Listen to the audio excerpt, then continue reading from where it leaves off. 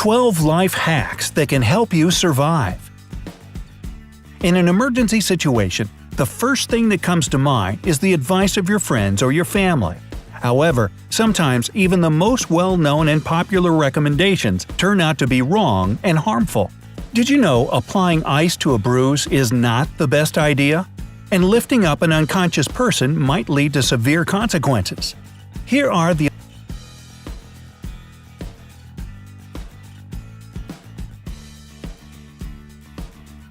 12.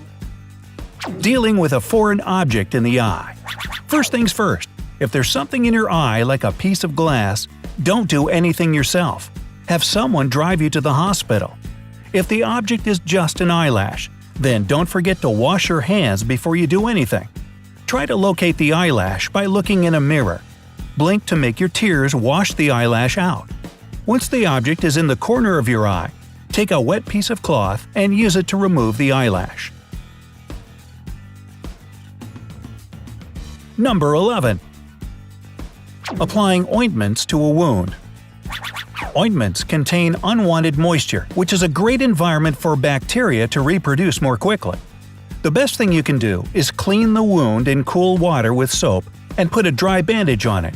You will see that the wound will heal more quickly. Number 10. Rubbing a person with a fever with alcohol or vinegar. Vinegar and alcohol are absorbed into the blood, so it's kind of a way to get drunk or to make a wacky salad dressing. Seriously speaking, alcohol rubbing may create intoxication, while vinegar will significantly raise acidity, which is especially dangerous for children. So don't believe these outdated pieces of advice. Drink a lot of water, tea, and other non-alcoholic fluids. Cool the air in the room to a temperature of 61 to 64 degrees Fahrenheit, or from 16 to 18 degrees Celsius. In these conditions, the patient will get over the fever by themselves. If they don't, they should see a doctor. Number 9. Lifting up an unconscious person. If someone faints, you have to lift them up and sprinkle some cold water on them, right? Well, that's what most people think. Like this video if you thought so. However, lifting a fainted person up will only aggravate the spasm. What you should do is lift their legs up, unbutton any tight pieces of clothing, and don't let them stand up right after they come around. After they regain consciousness, don't let them drink coffee or energy drinks that many people love. Caffeine will only lead to dehydration. Number 8. Treating burns with butter or sour cream. Many people believe that this method is effective only because it relieves pain. But why do butter and sour cream make you feel better? The thing is, we keep them in the fridge, so when we put them on a burn, they're cold. The danger is, though, that butter and sour cream dry your skin and disrupt thermal exchange. This results in heat having nowhere to go but deeper into the skin, causing even more damage. What you should do is hold your hand in the cool water for 15 minutes. This will help with the pain. Do you know why blisters appear on the burnt spot? In our bodies, everything happens for a reason. Blisters protect the wound from infection. Removing the protective layer may lead to festering. Number 7. Setting a bone on your own. Are you a professional trauma surgeon? If not, you should never set a dislocated joint on your own, no matter how cool or brutal that looks in the movies. It may result in additional injuries and the resulting litigation. The best course of action would be to immobilize the injured limb and go to the hospital as soon as possible. Bandage the limb in a comfortable position, immobilizing not only the place of possible fracture, but also the two closest joints as well. Number 6. Applying warmth to a sprain. When your muscles are sprained, a warm cloth won't help. On the contrary, heat will strengthen the blood flow, leading to a more severe swelling. In the first days after the injury, apply cold. It will lessen the inflammation and kill the pain. Try to use the sprained limb as little as possible for at least the first 48 hours. Number 5. Making yourself vomit in case of poisoning. The standard recommendation for poisoning is to make yourself vomit. It might sound reasonable, but actually it's strictly prohibited. First of all, the poison can get into the lungs and damage them. The second problem is that if someone was poisoned with some chemicals, vomiting doubles the chance of burning your throat. Finally, it might be very difficult to stop vomiting once it starts. So this can lead to dehydration and even more severe consequences. In this situation, the only smart thing you can do is call the ambulance as fast as possible.